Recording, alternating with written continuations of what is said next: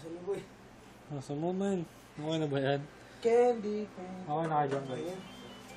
Ito bukang. Ay. Alright, man. So, Magana pa ba? magkano pa ba yan, man? So, what's up, man? What's up? Palingaw-ngaw. So, palakpakan mo na lang. So, yan, man. Good morning, good afternoon, good evening sa lahat ng mga nanonood dyan. So, unang-una pala, man, yung kamusta? Kamusta kayo sa mga solid at mga bago nag-subscribe sa atin? Kamusta kayo dyan? Ngayong araw, man, there are 3 things na gusto namin paliwanag. Gusto namin paliwanag kung bakit nga ba kami nawala, kung ano po ba yung plano namin, and kung ano ba talaga yung Kalingaw.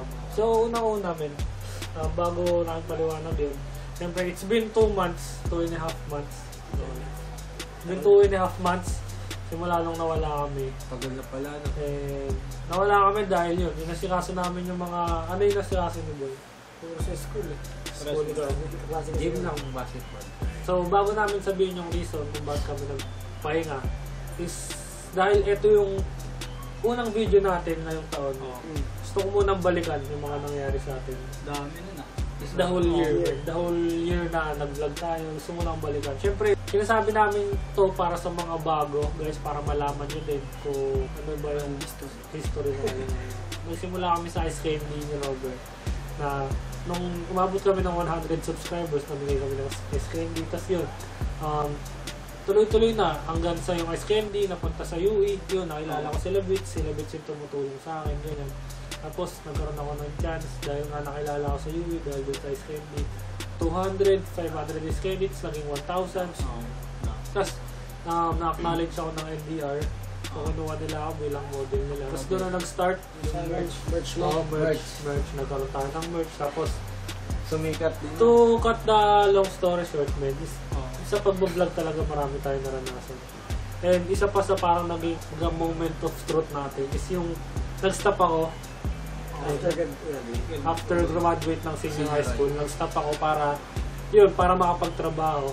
And ang disadvantage, syempre nag-stop kami. Huminto na sa pag-aaral. Pero ang advantage naman is nakapag-work ako, nakapag-ipon ako, nakabili ako ng camera, yan. Nakabili ako ng mga ibang gamit pa. Tapos, medyo nakapag-focus ako para mag-vlog. After nun, yun, nagawa namin yung sa tricycle vlog. Which is, yan yung parang almost 100k views sa Facebook. Na talagang unang seryosong vlog na umabot doon. Kasi meron minsan may mga kalokohan tayo. Umabot pa ng 300,000. Marami kami naranasan yan. Dumating yung point na parang nakilala ko si Ivy Marcos, di ba? Nagkaroon kami ng chance, kasama ko si Robert noon. Ayun, naging homeless kami, try namin maging homeless. Tinubukan natin umarkila ng jeep tapos ilibre lahat ng sasakay doon. So marami kami naranasan. Isa pa sa mga pinaka naging thankful kami dahil naranasan namin is yung nakita namin si Jerry Corse, si Kuya Jake, and si Kuya Nate.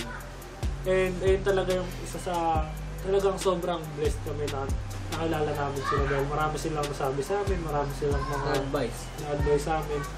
Ang pinaka na-realize ko sa lahat is sobrang dami nating na-experience sa vlog na hindi lahat nararanasan. And yung na-realize ko talaga is if ever talaga na gusto mo yung bagay, kailangan mo lang magsimula. Kailangan mo i-try. And kumbaga hard work, diskarte, kayang-kaya mo eh. As a tao, kayang-kaya mo. And yun, bakit nga ba namin kunento yun? Kasi parang gusto namin balikan. Nandito kami sa point ngayon na parang mag-start kami. Pero bago kami mag-start ulit, gusto namin na-acknowledge kung saan ba kami nagsimula. And yun, kapaliwanag na namin kung bakit nga ba kami 2.5 months na wala. So, ang talagang reason nun guys is nagpahinga kami. Nagpahinga kami for 2.5 months. And yung pahinga na yun, parang doon na rin, ang sarap eh. Kumbaga, nagpahinga kami guys kasi yun nga, busy din sila sa school. Talagang hindi magkatugma. Hindi magkatugma yung Pinipilit natin yung bawat schedule. Pinipilit namin. Pinipilit namin yung oras para lang makagawa ng video, which is wrong. Yun nga, diba, sobrang dami na natin naranasan. Parang, nung simula nakilala namin sila ko ng Jerry ko sa Nate, parang doon na nag-sink in sa amin na totoo na to.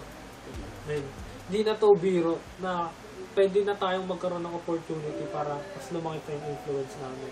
Parang nung na-realize namin yun, dating na kinatakot namin is mag-i-influence tayo ng tao. Ayun yung goal natin. Pero karapat dapat na ba tayo para mag-influence ng tao? Kasi kami guys, seryoso kami dito sa ginagawa namin. Binubuhos namin lahat. Kung nakita nyo naman yung mga ina-upload namin, hindi kami nag-upload na parang na-upload lang. So nagsikin sa amin, kami ba karapat dapat na para mag-influence ng tao? And di namin masagot. So what we come up and na-realize din namin na kailangan natin munang mag-focus sa sarili namin. Kaya nag-take kami ng break. Hindi namin alam kung matutuwa kayo or masasad kayo na yung break na ite-take namin is hindi pa natatapos ngayon. Kumbaga itutuloy-tuloy pa rin namin yun. Medyo matagal. Medyo matagal, we do not know, half a year. Pero yun. Kung anong will ng Lord sa atin. Kung ano yung will ng Lord. Pero ang dahilan talaga is gusto namin maging ready physically. Gusto namin maging, katawan namin mas maging healthier. Physically, mentally. Siyempre gusto namin mag-focus sa mga bagay na priority namin at this age. Ano ba yung dapat na mas unahin ngayong oras na to. And siyempre, last thing is spiritual. And dito namin gustong mag-focus. Kasi nga, parang dumating sa point na paano pag by the time na naging successful na tayo, i-acknowledge ba natin si Lord sa pagiging successful natin? Kasi kung kami lang guys, kaya namin eh. Kaya natin talaga. Meron tayong free will sa mga bagay. Kaya mong abutin yung pangarap mo ng ikaw lang. Pero the thing is, natakot kami na ayaw namin na by the time na feel ni Lord na magkaroon kami ng platform sa YouTube, ayaw namin na parang i-glorify lang namin yung sarili namin dito. So yun, decision kami na magpahinga muna tayo. Itanong natin sa Kanya, Lord, ito ba talaga yung will mo sa amin? Ito ba yung career na gusto mo sa amin? Papahinga muna kami guys. Actually nakakalungkot, pero ayaw namin i-underestimate. Kasi sobrang sarap na ikaw nagre-rest ka. Tapos yung utak mo at rest, at peace.